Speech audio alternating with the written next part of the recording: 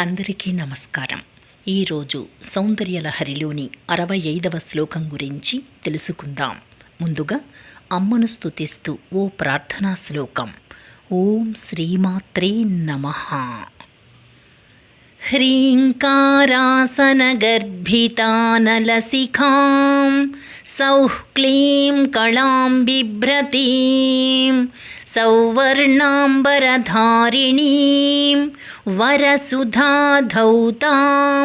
త్రినేత్రోజ్వలాం వందే పుస్తకపాశమంకుశధరాం స్రగ్భూషితాముజ్వలాం త్వాం గౌరీం త్రిపురాం పరాత్పరకళాం శ్రీచక్రసంచారిణీం.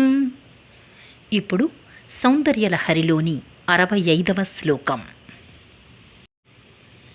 రణే జిత్వా దైత్యానపహృతశిరస్రైః కవచిభిః నివృత్తైశ్చండాంశ త్రిపురహర నిర్మాల్య విముఖైః విశాఖేంద్రోపేంద్రైః శశి విశద కర్పూరశకలాః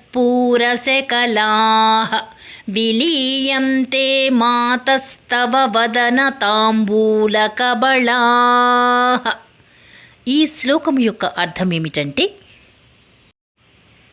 అన్ని యుద్ధాలలోనూ విజేతగా నిలిచే దేవ సైన్యాధ్యక్షుడు కుమారస్వామి, వజ్రాయుధుడైన దేవేంద్రుడు, సుదర్శన చక్రధారి అయిన మహావిష్ణువు కూడా యుద్ధంలో రాక్షసులను జయించి వచ్చి త్రిపురాంతకుని నిర్మాల్యం వైపు కూడా చూడకుండా అన్ని లోకాలను గుబాళింపచేసే నీ తాంబూల శకలాన్ని స్వీకరించడానికే ఆసక్తి చూపుతారు మాత.